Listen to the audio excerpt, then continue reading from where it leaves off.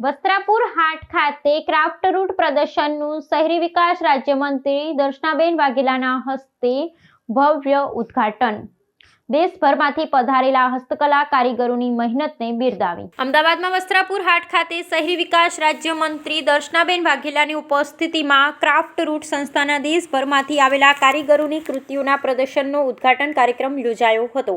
કાર્યક્રમના મુખ્ય અતિથિ દર્શનાબેન વાઘેલાએ અમદાવાદ હાટમાં ક્રાફ્ટ રૂટ પ્રદર્શનનો પ્રારંભ કરાવતા જણાવ્યું હતું કે ક્રાફ્ટ રૂટના સંસ્થાપક અનારબહેન પટેલ વર્ષોથી હસ્તકલા અને કારીગરોની પ્રગતિ માટે પોતાનું જીવન સમર્પિત કર્યું છે અને તેમના પ્રયત્નોથી જ આજે ક્રાફ્ટ રૂટ સંસ્થા દેશમાં પ્રથમ હરોળમાં સ્થાન પામી છે।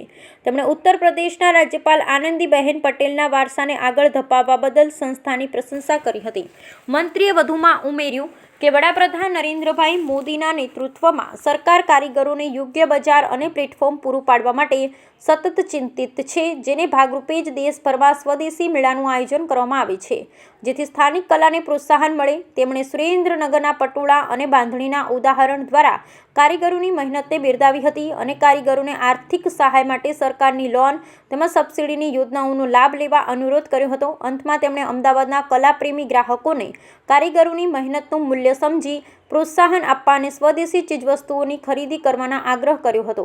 ક્રાફ્ટ રૂટના સંસ્થાપક અનાર પટેલે પોતાના સંબોધનમાં કારીગરો અને તેમની હસ્તકલાના ગૌરવ પર વિશેષ ભાર મૂક્યો હતો। તેમણે સ્પષ્ટ શબ્દોમાં જણાવ્યું કે કારીગરોની દરેક કૃતિમાં તેમનો પરસેવો અને મહેનત જોડાયેલી છે, તેથી તેના ભાવમાં ક્યારેય ઘટાડો ન કરવો જોઈએ। જો કારીગર પોતે જ પોતાની કલાનું સન્માન કરશે તો જ બજારમાં તેને યોગ્ય માન અને વળતર મળશે। તેમણે કારીગરોને ગ્રાહક સાથે મજબૂત સંબંધો બાંધવા અને પોતાની કલાનું મૂલ્ય જાળવી રાખવા પ્રોત્સાહિત કર્યા હતા।